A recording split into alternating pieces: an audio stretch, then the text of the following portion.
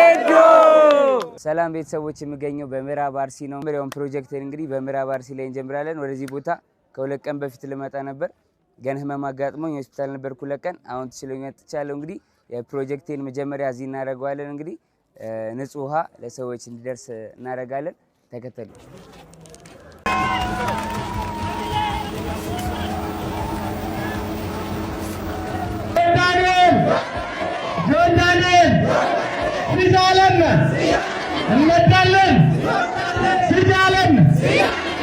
የ10,000 ወገኖች እንባ ታበሰ።